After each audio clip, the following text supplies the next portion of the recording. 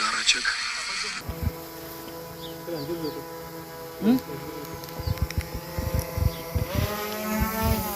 This is how during the Russian occupation the participants of the guerrillas movement were engaged in aerial reconnaissance and destroyed enemy forces.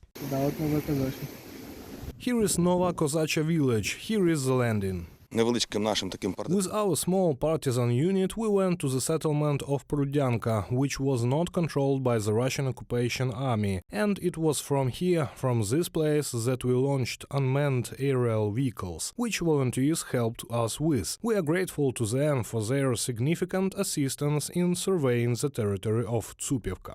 Between the villages of the Derhachi community, Prudyanka and Tsupivka, are only 4 kilometers. During the Russian occupation, Prudyanka was in the gray zone, and Tsupivka was occupied by the military of the Russian Federation. Since the beginning of Russia's full-scale invasion, the members of a small partisan unit, together with the armed forces of Ukraine, not only destroyed equipment and the enemy, but also rescued people from the occupied territories. Oleg, take the people, come on, let's all go to Derhachi. Come on, sit down, sit down. While drones with grenades sowed panic behind enemy lines, guides transported local residents through minefields to the territory of free Ukraine. Hold on, bon voyage. We won't give up, no matter what.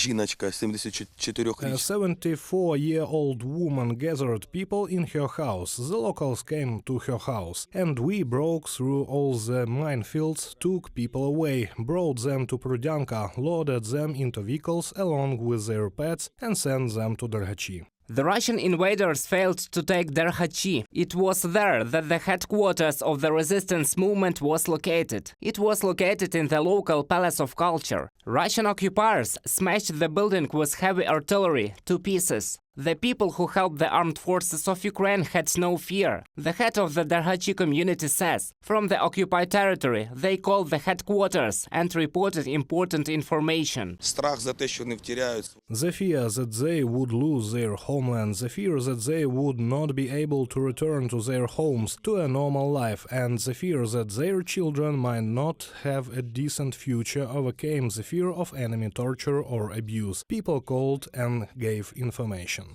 These were dugouts, that checkpoint, the fortified area that we stormed. These were their dugouts, trenches, there were a lot of them. The brothers Yaroslav and Vladislav are also members of the partisan movement. They remember that it all started with humanitarian aid to the armed forces of Ukraine. Then they learned information, launched drones, and repaired abandoned Russian equipment as well as delivered captured tanks to Ukrainian military.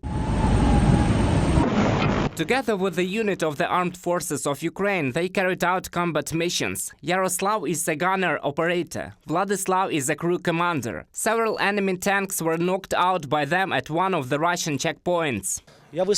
I fired a high explosive shell at the infantry, and when we got even closer, I shot at the Tiger infantry mobility vehicle, hit its engine, it caught fire. There was a flash and it was burning here. The weather was very bad, very bad. I shouted to my brother at the radio station that we needed to wipe the site, and he climbed out of the tank. There was heavy fire, and he climbed up to the waist, wiped the gun sight with his hand. Then they and their entire squad were ambushed. The Russian occupiers began to fire with heavy weaponry. Their tank was all strewn with shrapnel. They managed to move to a safe distance. Everyone survived.